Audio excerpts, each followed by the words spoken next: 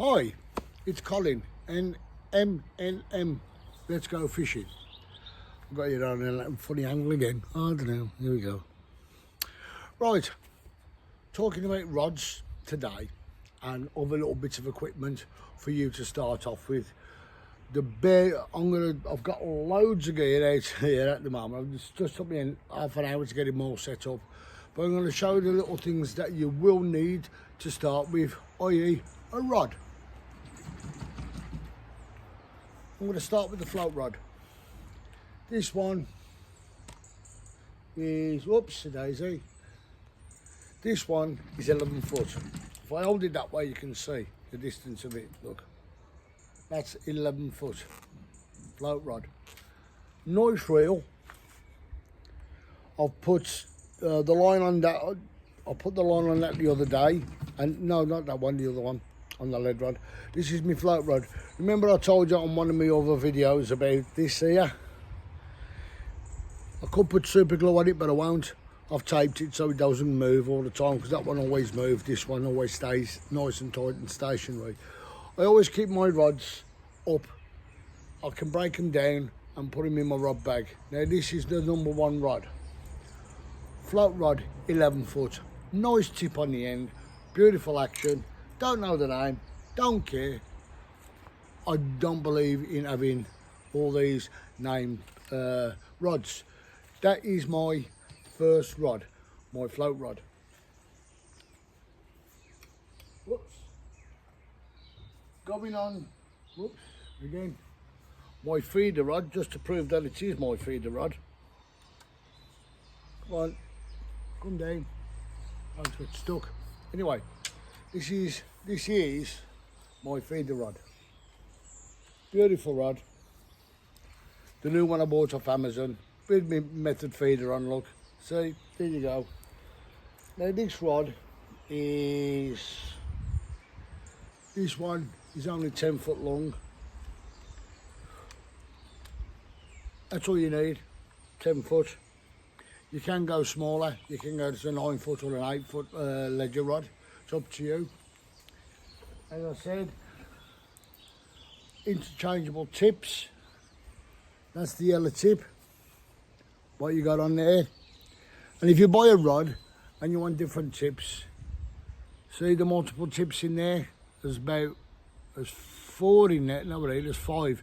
There's 5 different tips in there, 5 different thicknesses. There's a green one, which is a thinner one, and 3 orange ones and 2 yellow ones. So I've got 2 yellows. That is for your float method feeder or your swim feeder. Now, when I go fishing for pike, I bought this as a kit, again off Amazon. Comes with a beautiful reel. Look at that for the reel. Gorgeous. Now that is called a multiplier, and the way this works, it's a little clicker, if you might hear it click. That click then lets the line out as you cast. Click again to reel in. This on here, I've got a big bobber float, what I made out of a sea float.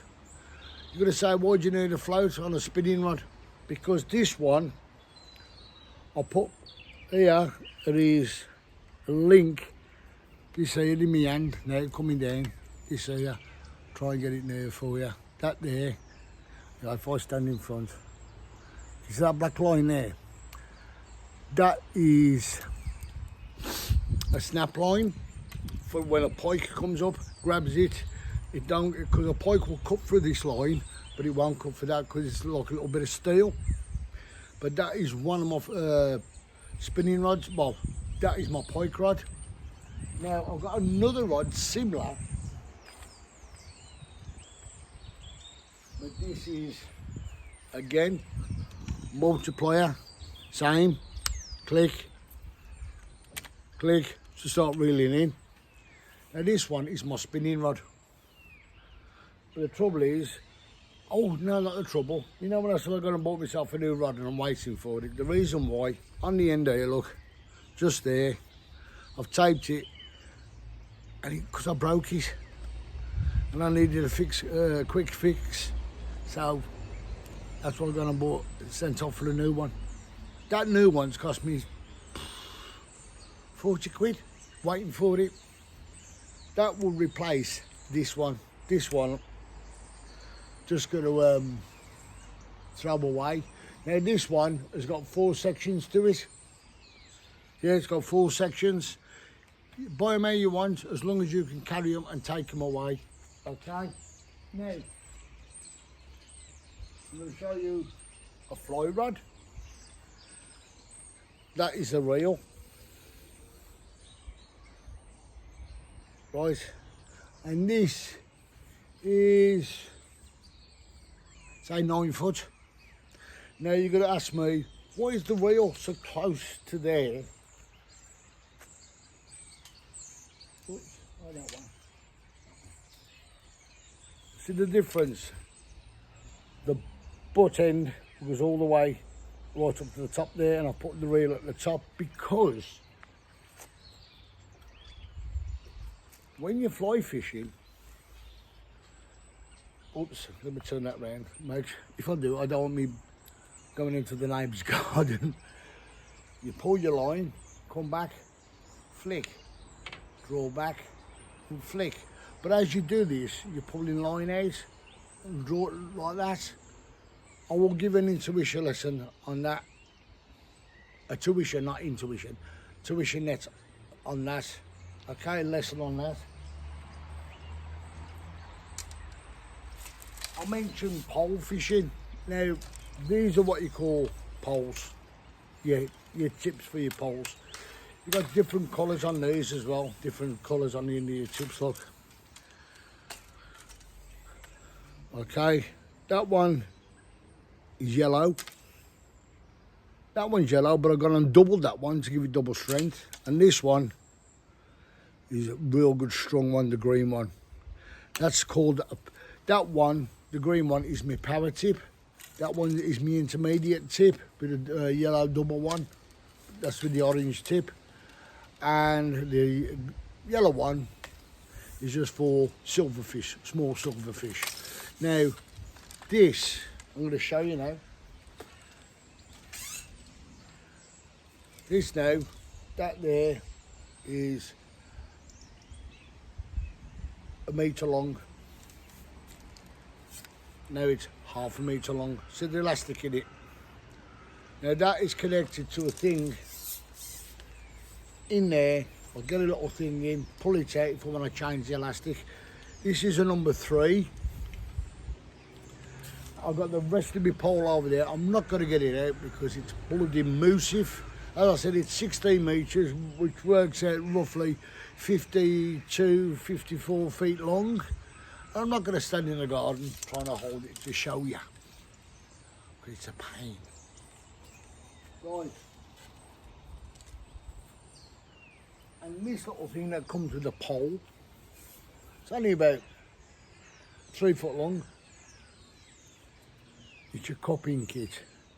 It's like a little cup on the end of that. It's a little screw mark there. Stick a little cup on, and that's when you can precisionally load your bait into the water, and then with them you can put your float right on top. Again, I will show you one day when I get time. I'll probably be in the summer now, next summer, because it's October now, Tuesday. And I will show you how to use this.